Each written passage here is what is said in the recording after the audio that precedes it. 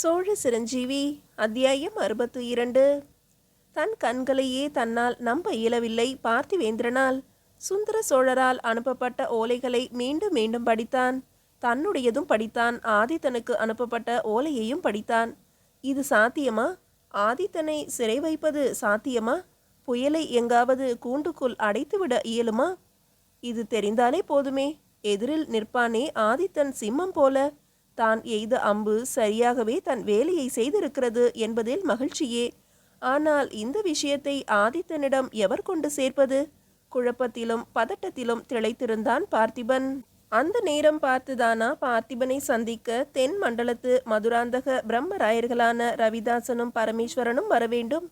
தெய்வமே வரமளித்து அவர்களை வழி அனுப்பி வைத்ததாக உணர்ந்தான். ஓலையின் தகவல்களை அவர்களிடம் கூறி ஆதித்தனுக்கு உரிய ஓலையை அவனிடம் ஒப்படைக்க இவர்களே சரி என்று முடிவெடுத்தான். ஆதித்தனை காவலில் வைக்கவும் அவர்களது வீரர்களையே பயன்படுத்தி கொள்ள சொன்னான்.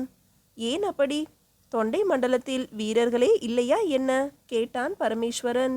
நிறையவே இருக்கிறார்கள். கூடவே ஆதித்தனுக்கு விசுவாசமாகவும் இருப்பார்கள். இது பேரரசரின் கட்டளையை மீறும் செயலாகிவிடும். அதனால்தான் யோசிக்கிறேன். அதுவும் சரிதான், நாங்கள் பார்த்து கொள்கிறோம் என்ற பரமேஸ்வரனின் மனதில் பழம் நழுவி பாலில் விழ காத்திருக்கிறது போலும் என்ற எண்ணம் தோன்றியது. ஆதித்தனை சந்திக்கும் பெரும் அபாயத்திலிருந்து நாம் தப்பித்தோம் என்ற மன நிறைவுடன் பார்த்திவேந்திரன் இருக்க, அதே நேரம் ஆதித்தன் தங்கியிருக்கும் பொன் மாளிகை நோக்கி விரைந்தனர் ரவிதாசனும் பரமேஸ்வரனும். அண்ணா, இத்தனை வருடங்களாக நாம் நினைத்திருந்த எண்ணம் ஈடேறும் நாள் வந்துவிட்டது. இனி எதற்கும் காத்திருக்க வேண்டிய தேவையில்லை. இன்று இரவே ஆதித்தனின் கதை முடிக்கப்பட வேண்டும் அண்ணா.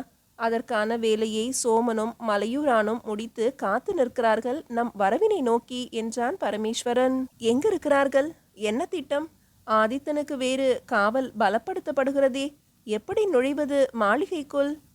அவர்களை சந்திக்கத்தான் சென்று கொண்டிருக்கிறோம் அண்ணா.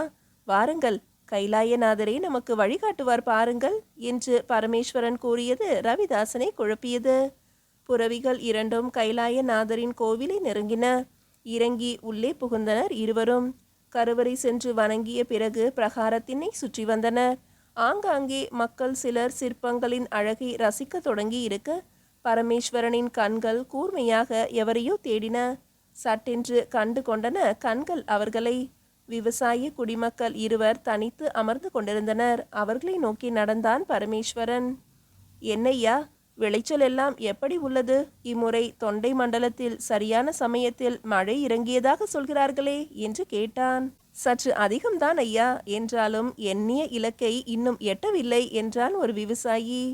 ஏன், விளைச்சல் அதிகம் எனில் நேரம் பார்த்து அறுவடை செய்துவிட வேண்டியதுதானே கேட்டான் பரமேஸ்வரன். அறுவடை செய்யத்தான் காத்திருக்கிறோம், இன்னும் உத்தரவு வரவில்லையே என்றான் மற்றொருவன். இவர்களது பேச்சை கேட்டுக்கொண்டிருந்த ரவிதாசனுக்கோ எரிச்சலாக இருந்தது. தேவையில்லாமல் பரமேஸ்வரன் ஏன் இவர்களது பேச்சில் கலந்து கொள்கிறான் என்ற கேள்வியும் கலந்து எரிச்சலை உண்டு பண்ண, அறுவடைக்கு உத்தரவிட எவரையா இங்கு? விளைத்தது நீங்கள் என்ற பிறகு அறுவடை செய்ய மட்டும் தனியே உத்தரவிட வேண்டுமா? யாரையா அந்த மகானுபாவர்? எரிச்சலாக கேட்டான் ரவிதாசன். எங்கள் முன்பு நிற்கும் அண்ணன் ரவிதாசன் உத்தரவின்றி எதையுமே எங்களால் செய்ய இயலாதே ஐயா என்றொருவன் கூற, அவனை உற்று நோக்கிய பிறகுதான் புரிந்தது அவர்கள் சோமனும் மலையனூரானும் என்று. அற்புதம், என்னாலேயே கண்டுபிடிக்க இயலாத அளவிற்கு மாறி இருக்கிறீர்களடா உருவத்தில் என்று பாராட்டினான் ரவிதாசன். பொறுமை அண்ணா, பொறுமை. சுற்றியிருக்கும் சிற்பங்களுக்கு கூட இங்கு காது இருக்கும். அதனால் சற்று தள்ளி போய் பேசுவோம் வாருங்கள் என்ற பரமேஸ்வரன் மறைவாக இருந்த ஓரிடத்திற்கு நுழைந்தான். அங்கிருந்த நந்தி சிலையின் பின்புறமாக நுழைந்து நின்றான். சிறியதோர் இடைவெளியில் நுழைந்து முன்னேறினான். உள்ளே நால்வரும் நிற்பதற்கு போதுமான இடம் இருந்தது. சொல் பரமேஸ்வரா, எப்படி நுழைய போகிறோம் ஆதித்தனின் மாளிகைக்குள் கேட்டான் ரவிதாசன். இதோ இப்படித்தான் என இடப்புறம் இருந்த ஒரு சிம்ம தூணை சோமன் பலம் கொண்ட மட்டும் நகர்த்த, தன்னிடம் விட்டு நகர்ந்து கீழிருந்த படிகளை காட்டி நின்றது அது. இதன் மூலம்தான் அண்ணா, இது நேராக ஆதித்தனின் மாளிகைக்கு உள்ளேயே நம்மை அழைத்து செல்லும். முக்கியமாக சுந்தர சோழருக்காக அவன் பிரத்யேகமாக கட்டி வைத்த அறைக்குள் அழைத்து செல்லும். அங்கிருந்து இடது பக்கமாக இருப்பது ஆதித்தனின் அறை என்றான் பரமேஸ்வரன். இதை எப்படி கண்டுபிடித்தீர்கள்? ஆச்சரியத்தோடு கேட்டான் ரவிதாசன். பொன் மாளிகை கட்டிய போது இங்கு பணியில் இருந்த கல்தச்சன் ஒருவன் சிக்கினான். அவனுக்கு பொற்காசுகள் தருவதாக ஆசை காட்டினோம், கூறிவிட்டான். அன்றிலிருந்து எந்த சிம்மத்தூண் அது என்பதை கண்டறியவே 2 திங்கள் ஆயிற்று. கிடைத்துவிட்டது ஆதித்தனின் அழிவிற்கான வழி என்றான் சோமன். தன் தாய் தந்தையர் கைலாயநாதரை தடையின்றி தரிசிக்க வேண்டும் என்பதற்காக ஆதித்தன் அமைத்த வழி இது. பல்லவனின் அற்புத படைப்பில் சோழன் அமைத்த ரகசியம் இது. இப்போது ஆதித்தனை கைலாயநாதரிடமே அனுப்ப பயன்பட போகிறது என்று கூறி சிரித்தான் பரமேஸ்வரன். அற்புதமான திட்டம்தான். இன்று இரவே காரியத்தை முடித்து விடுவோம். எவரவர் உள்ளே செல்ல வேண்டும்? இங்கிருந்து பார்த்து கொள்வது யார்? பரபரப்பாக கேட்டான் ரவிதாசன். நீங்கள், நான், மலையனூரான், சோமன் என நாம் 4 மட்டும் உள்ளே நுழைகிறோம். நமது ஆட்கள் 2 இங்கிருந்து கவனித்து வருவார்கள். நாம் வேலை முடித்து திரும்பி வரும் வரை. மறுபடியும் நாம் போய் நமது படைகளோடு இணைந்து விடுவோம். சோமனும் மலையனூரானும் இங்கேயே இக்கோவில் மண்டபத்திலேயே 2 நாள் தங்கியிருந்து நடப்பனவற்றை கவனித்துவிட்டு பிறகு வெளியேறுவார்கள். நமது மற்ற ஆட்கள் நமது படை வீரர்களாக வேடமணிந்து நம்மோடு இணைந்து கொள்வார்கள் என்றான் பரமேஸ்வரன். ஆகா, அருமை! ஆதித்தா, வருகிறேனடா உன் யமன் என்று பல் கடித்தான் ரவிதாசன். இரவு வரை பொறுத்திருங்கள் அண்ணா.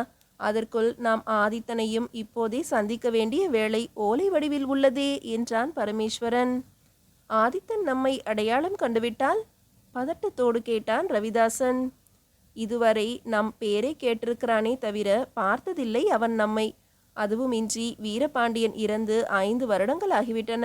நமது உருவத்திலும் நிறைய மாற்றங்கள் வந்துவிட்டன. அத்தனை எளிதாக அடையாளம் கண்டுவிட இயலாது.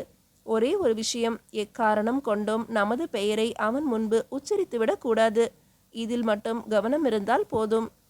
எனது கவலையே அவனை கண்டவுடன் நான் கொல்ல பாய்ந்து விடுவேனோ என்பதுதான் அடா தம்பி என்று உணர்ச்சி வயப்பட்டான் ரவிதாசன். அப்படி ஒரு பிரச்சனை உள்ளதா? நல்லது. மாளிகையினுள் ஆதித்தனை நான் மட்டுமே சந்திக்கிறேன் அண்ணா. நீர் எம்மோடு வந்த ஒரு தளபதியாக வெளியிலேயே காத்திருங்கள், போதும். ஓலையை கொடுத்துவிட்டு அவன் நிலையினை உரைத்துவிட்டு வந்துவிடுகிறேன் என்றான் பரமேஸ்வரன். ஆம், அதுதான் சரியாக இருக்கும். என் கைகளாலேயே அவனை வெட்ட வேண்டும் தம்பி. அவன் துடிதுடித்து சாவதை கண்டு நான் ரசிக்க வேண்டும். என் நண்பனின் தலையை வெட்டி தஞ்சை கோட்டை வாசலில் தொங்கவிட்டான் அல்லவா? அவனை அணு அணுவாக கொல்ல வேண்டும். என்னை கொன்று விடுங்கள் என்று அவனே கெஞ்ச வேண்டும் நம் கால் பிடித்து என்று வெறி பிடித்தவன் போல ஆக்ரோஷமாக கூறினான் ரவிதாசன். நடக்கும் அண்ணா, நடக்கும். இன்று இரவே நடக்கும். இத்தனை வருடங்கள் காத்திருந்தது வீண் போகாது அண்ணா என பரமேஸ்வரன் கூறிவிட்டு சோமனை நோக்கி திரும்பினான். எச்சரிக்கையாக இருங்கள் இருவரும், இரவு சந்திப்போம் என்றான். சுற்று பிரகார சுவற்றின் மேற்கு புறத்தில் ஆள் நுழையும் அளவிற்கு ஒரு துளையிட்டிருக்கிறோம். அது வழியாக கோவிலுக்குள் நுழையுங்கள். வாசல் வழியாக வரவேண்டாம் என்றான் மலையனூரான். புரிகிறது, கவலை வேண்டாம் என்று கூறிய ரவிதாசனும் பரமேஸ்வரனும் கோவில் விட்டு வெளியே வந்து தத்தம் புறவிகளில் ஏறி பொன் மாளிகையை நோக்கி விரைந்தனர். மீதியை அடுத்த அத்தியாயத்தில் காணலாம். அத்தியாயம் 63. காலை முதலே நடக்கும் நிகழ்வுகள் ஏதோ சரியில்லை என்பதை மட்டும் உணர்த்தின ஆதித்தனுக்கு. பொன் மாளிகையின் காவல் வீரர்கள் மாற்றப்பட்டிருப்பதும் எண்ணிக்கையில் அதிகமாக்கப்பட்டிருப்பதையும் கணிக்க முடிந்தது. ஒருவேளை பழுவேட்டரையர் இன்றே வருகை தர உள்ளாரோ என்ற ஐயமும் மனதில் எழுந்தது. சாளுக்கிய போருக்கான முன்னேற்பாடுகள் வேகமாக நடந்து கொண்டிருப்பதற்கு முகாந்திரம் தெரிகிறது. போருக்கு புறப்படும் முன்பே தன்னை பழுவேட்டரையர் சந்திக்க வேண்டும் என்று மனதிற்குள் வேண்டிக் கொண்டான் ஆதித்த கரிகாலன். நட்பு என்ற பெயரில் தன்னோடு ஒட்டி உறவாடி கொண்டிருந்த கந்தமாறன் இதுவரை வந்து தன்னை பார்க்கவே இல்லை என்பதை விட வந்து பார்த்த பார்த்திவேந்திரனின் நடவடிக்கைகள் மிகவும் காயப்படுத்தி இருந்தன ஆதித்தனை. துரோகி, நட்பின் பெயருக்கே ஒரு கலங்கமாகி போனானே இந்த பார்த்திபன் என ஆத்திரப்பட்டான் ஆதித்தன். நட்பு என்றால் அது வந்தியத்தேவன் மட்டும்தான். துன்பத்திலும் தோளோடு தோள் நிற்க காத்திருக்கிறான். இங்கிருந்து நகரமாட்டேன் என்றான். நல்ல வேளை, அவனை ஓலை கொடுத்து அருண்மொழியிடம் அனுப்பியாகிவிட்டது. அருண்மொழியும் வந்தியத்தேவனின் வீரத்தையும் நேர்மையையும் அறிவான் என்பதால் நிச்சயம் தம்மோடு இணைத்து கொள்வான் என்று தனக்குள் மகிழ்ந்தான் ஆதித்தன். தந்தை சுந்தர சோழரை பற்றி எண்ணும் போதே பல்வேறு குழப்பங்கள் தான் மனதில் தோன்றின. எதற்காக திடீரென்று இத்தனை கடுமையான ஆணைகள், அதுவும் குறிப்பாக தன்னை தனிமைப்படுத்தி என்பதுதான் புரியவில்லை. மணிமுடி மீட்கப்பட வேண்டும் என்பதை சிறு வயது முதலே மனதில் விதைத்ததே அவர்தானே. அதற்கான முயற்சிகளில் தடையாக நிற்பதும் அவர்தான். ஏதோ தவறாக நடக்கிறது என்பது மட்டும் புரிந்தது ஆதித்தனுக்கு. ஒருவேளை மற்றவர்கள் எல்லோரும் கூறுவது போல நான் தான் சற்று அவசரப்பட்டு விட்டேனோ என்ற எண்ணமும் மனதில் ஓரமாக உதிக்க ஆரம்பித்தது. தனிமையின் மிக பெரிய பலமே இதுதான். ஆரம்பத்தில் பெரும் வரமாக தோன்றும் தனிமை அடுத்தவர் குறையினை ஆராய்வதில் ஆரம்பித்து தன்னை நிறைவுபடுத்திக் கொள்ள உதவும். காலம் செல்ல செல்ல தனது குறை என்ன என்பதை வெளிச்சம் போட்டு காட்ட ஆரம்பிக்கும். தன் தகுதி என்ன என்பதை உணர வைக்கும். ஆதித்தனுக்கும் தனிமை இதனை கற்றுத்தர ஆரம்பித்தது. சுற்றிலும் எதிரிகள் என எவரும் இல்லை, அடக்கப்பட்டிருக்கின்றனர். எழ இன்னும் நாட்களாகும். நாட்டில் ஆட்சியும் அமைதியான முறையில்தான் நடந்து கொண்டிருக்கிறது. இதை தவிர சரியான நேரம் ஏது ஈழத்தை தாக்க? இது ஏன் புரியாமல் போனது சுந்தர சோழருக்கு? காலம் தாழ்த்தி செய்யும் எந்த ஒரு காரியமும் அதற்குரிய பலனை கொடுக்காது என்பது ஏன் அவருக்கு புரியவில்லை? அத்தனையும் தடுத்து நிற்பது எது? மதுராந்தகன் மட்டும்தான். ஈழப் போரினை வென்று மணிமுடி மீட்டு வந்துவிட்டால் நான் அரசனாகி விடுவேன் என்பதாலேயே பல்வேறு குழப்பங்கள் இங்கு. இழந்த மாண்பினை மீட்காமல் அரசனாகவே இருந்தும் என்ன பயன்? சோழத்தின் சிம்மாசனத்துக்கு இன்று இருக்கும் பெருமையை காத்து நிற்க முடியுமா மதுராந்தகனால்? இப்போதைய தேவை மணிமுடியை மீட்பது மட்டும்தான். அரசன் யாரென்ற பிரச்சனையை பிறகு யோசிக்கலாம். அதுவரை மதுராந்தகனை அரசனாக்க தடையேதும் இல்லை என தான் அறிவித்தாலே போதும். அத்தனை பிரச்சனைகளும் காணாமல் போய்விடும் என தனக்குள் ஒரு முடிவெடுத்தான் ஆதித்த கரிகாலன். வாசலில் புரவிகளின் குளம்பொலி ஓசை கேட்க வந்திருப்பது எவரென்று நோக்கினான். தளபதிகள் உடையில் இருவரும் உடன் 10ற்கு மேற்பட்ட சோழ வீரர்களும் வந்திருப்பது தெரியவர உள்ளே சென்று ஆசனத்தில் அமர்ந்தான். உள்ளே நுழைந்தான் ஒரு தளபதி. வணங்கினான் ஆதித்தனை. கையில் இருந்த ஓலையை ஆதித்தனிடம் நீட்டினான். எவர் படை தளபதி நீர்? எவர் கொடுத்து அனுப்பிய ஓலை இது? கேட்ட ஆதித்தனின் குரலில் ஐயம் தெரிந்தது. சோழ இளவரசர் மதுராந்தக சோழரின் படைப்பிரிவின் தளபதிகளுள் ஒருவன் நான். பெயர் பரமேஸ்வரன். சாளுக்கியம் நோக்கி செல்லும் இளவரசரின் படைக்கு தலைமை தாங்கி வந்திருக்கிறேன். வழியில் இந்த ஓலையை தங்களிடம் சேர்க்கும்படி பேரரசர் சுந்தர சோழரின் உத்தரவு இளவரசே என்றான் வந்தவன் பணிவாக. அவனது பணிவு உண்மையானதல்ல என்பதை உணர்ந்தான் ஆதித்தன். சரி, அதற்கு எதற்கு இத்தனை வீரர்கள் புடைசூழ பவனி வருகிறீர்? வேறு ஏதும் வேலை இல்லையா வீரர்களுக்கு தங்களிடம்? ஆதித்தன் கேட்ட கேள்வி எரிச்சலை கிளப்பினாலும் அதனை அடக்கி கொண்டு பதில் சொன்னான் பரமேஸ்வரன். அதற்கான காரணம் தங்களிடம் உள்ள ஓலையில் உள்ளது இளவரசே என்றான் பரமேஸ்வரன். ஓலையை பிரித்து படித்தான் ஆதித்தன். தன் கண்களையே தன்னால் நம்ப இயலவில்லை அவனால். லட்சணையை சரிபார்த்தான். தந்தை சுந்தர சோழருடைய லட்சணைதான், போலி இல்லை. உள்ளுக்குள் அதிர்ந்து போனான். என்றாலும் வந்தவன் முன்பு அதனை வெளிக்காட்டிக் கொள்ளவில்லை. ஓலையில் இருக்கும் விஷயம் என்ன என்பதை கூறித்தான் அனுப்பினார்களா உம்மை? கேட்டான் ஆதித்தன். உடன் வந்திருக்கும் வீரர்களை கண்டவுடனேயே இது புரிந்திருக்க வேண்டுமே இளவரசே என்றான் பரமேஸ்வரன். நீங்களும் உங்கள் வீரர்களும் என்னை தடுத்து சிறை வைத்துவிட இயலும் என்று எண்ணுகிறீர்களா? கோபமாக கேட்டான் ஆதித்தன். அது தெரியாது இளவரசே. ஆனால் தேவையில்லாமல் தங்களது உடைவாள் சோழத்தின் வீரர்களை பலியாக்காது என்பது மட்டும் தெரியும். என்ன நடக்கிறது இங்கு?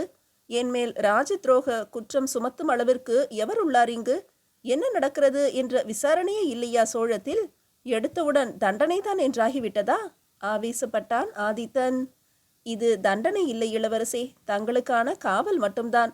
சோழர் படை முதன்மை தளபதியும் இளவரசரும் வருவார்கள் உங்கள் தரப்பு நியாயங்களை கேட்க, அதுவும் தஞ்சைக்கு அழைத்து சென்று என்றான் பரமேஸ்வரன். ஆதாரமில்லாத குற்றச்சாட்டு, அதற்காக ஒரு நடவடிக்கை வேறு என்றான் ஆதித்தன். ஆதாரம் உண்டு இளவரசே, நிறையவே உண்டு. முக்கியமாய் வந்தியத்தேவனிடம் கொடுத்தனுப்பிய ஓலைகள் நின்று சொல்கின்றன தாங்கள் சோழத்துக்கு எதிராக செயல்பட்டதை என்றான் பரமேஸ்வரன் நிதானமாக. ஓலைகளா? நான் கொடுத்து அனுப்பியது அருண்மொழிக்கான ஒரே ஒரு ஓலை மட்டும்தானே? தன்னை மறந்து வாய் திறந்து கூறினான் ஆதித்தன். அப்படியெனில் மற்ற ஓலைகள்? அரையர்களிடமும் சிற்றரசர்களிடமும் ஆதரவு கேட்டு ஆதித்தன் கைப்பட எழுதியதாக கூறப்படும் ஓலைகள்? தனக்குள்ளேயே சிந்தித்தான் பரமேஸ்வரன். மனதிற்குள் பார்த்திவேந்திரனின் உருவம் வந்து போனது. அருமை பார்த்திவேந்திரா, தெரிந்தோ தெரியாமலோ மிக அழகாக சிக்க வைத்திருக்கிறாய் இந்த சிம்மத்தினை என்று மனதிற்குள்ளேயே பாராட்டினான். அது பற்றி நான் அறியேன் இளவரசே. ஆனால் ஈழத்தின் மீதான போருக்கு துணை நிற்க சோழ பேரரசருக்கு தெரியாமல் நீங்கள் உதவி கோரிய ஓலைகளும் சிக்கியுள்ளதாக தகவல். அது மட்டுமல்ல, உங்களால் தொண்டை மண்டல தளபதியாக இருந்த வந்தியத்தேவனும் உங்களுக்கு துணை புரிந்ததாக குற்றம் சாட்டப்பட்டு சிறையில் அடைக்கப்பட்டுள்ளார் என்பதை மட்டும் அறிவேன் என்றான் பரமேஸ்வரன் அழுத்தமாக. பேரிடி ஒன்று தன் தலைமேல் இறங்கியதாக உணர்ந்தான் ஆதித்தன். வந்தியத்தேவன் சிறை அடைக்கப்பட்டானா? அதுவும் தன் காரணமாகவா? நண்பனின் அழிவிற்கு நானே காரணமாகி போனேனா? பொறுமினான் ஆதித்தன். நான் உடனே பார்த்திவேந்திரனை சந்திக்க வேண்டும் என்றான் ஆதித்தன். மன்னிக்கவும் இளவரசே, பழுவேட்டரையரும் இளவரசர் மதுராந்தகரும் வரும் வரை இங்கிருந்து எங்கும் நகர தங்களை அனுமதிக்க எங்களுக்கு அனுமதி இல்லை என்றான் பரமேஸ்வரன் உறுதியாக. சட்டென்று தன் இருக்கையை விட்டு எழுந்தான் ஆதித்தன். உங்களை தாண்டி என்னால் செல்ல முடியும் என்பதை மறந்துவிட்டு பேசாதீர்கள். வந்தியத்தேவன் குற்றமற்றவன். அவன் பொருட்டே பார்த்திவேந்திரனை சந்திக்க வேண்டும் என்கிறேன். அவன் அறிவான் வந்தியத்தேவன் எப்படிப்பட்டவன் என்பதை என்று ஆதித்தனை நோக்கி சிரித்தபடியே கூறினான் பரமேஸ்வரன். வந்தியத்தேவனை கைது செய்ததும் குற்றம் சாட்டி சிறையில் அடைத்ததும் வேறு எவரும் இல்லை இளவரசே. தாங்கள் கூறும் அதே பார்த்திவேந்திரர்தான் என்றான். இடிந்து போய் அமர்ந்தான் ஆதித்தன். கண் முன்னே பார்த்திவேந்திரனின் உருவம் நிழலாடியது. பார்த்திபா, நீயா? என்னை அழிக்க நம் நட்பினையா ஆயுதமாக உபயோகித்தாய்? மனம் வெறுத்து போனான். என்ன நடக்கிறது என் வாழ்வில்? இருக்கும் எல்லா வழிகளும் ஒன்றன் பின் ஒன்றாக அடைபட்டு வருகிறதே. எவருக்குமே நாம் தேவையின்றி போய்விட்டோமா? தனக்குள் கலவரமானான் ஆதித்தன். வேங்கை என வேட்டையாடும் ஆதித்தனை கண்டிருக்கிறேன். இப்படி இடிந்து போய் ஒடுங்கி அமரும் ஆதித்தனை இப்போதுதான் காண்கிறேன். ஆதித்தனின் மன வலிமை கொஞ்சம் கொஞ்சமாக நொறுக்கப்படுவதை அறிந்த பரமேஸ்வரனின் உள்ளத்தில் மகிழ்ச்சி தாண்டவமாடியது. நண்பன் ஒருவன் துரோகியாக மாறிவிட்டால் போதும், எப்பேற்பட்ட வீரனையும் வீழ்த்திவிடலாம் இந்த மண்ணில் என்பது புரிந்தது அவனுக்கு. ஏதும் பேசாமல் அமர்ந்திருக்கும் ஆதித்தனை நோக்கிய பரமேஸ்வரன், நாளை வரை பொறுங்கள் இளவரசே. எங்கள் இளவரசர் மதுராந்தகர் வரும் வரை பொறுங்கள். உடன் பழுவேட்டரையரும் வருகிறார். அவர்கள் வந்த பிறகுதான் தாங்கள் இங்கிருந்து நகரவே முடியும். நான் விடைபெறுகிறேன் என்ற பரமேஸ்வரன் ஆதித்தனின் பதிலுக்கு கூட காத்திருக்காமல் வெளியேறினான். உடன் வந்த வீரர்களை பொன் மாளிகையின் வாயிலிலும் இடது வலது புறத்திலும் காவல் நிறுத்தி வெளியில் காத்திருக்கின்ற ரவிதாசனுடன் புறவு ஏறி சென்றான் பார்த்திவேந்திரனை காண. ஆதித்தனின் மனதில் வெகு வேகமாக ஒரு எண்ணம் ஓடிக்கொண்டே இருந்தது. இவனை எங்கோ இதற்கு முன்பு கண்டிருக்கிறோம், எங்கே எங்கே என்று தனக்குள் தீவிரமாக யோசிக்க ஆரம்பித்தான் ஆதித்தன். மீதியை அடுத்த அத்தியாயத்தில் காணலாம்.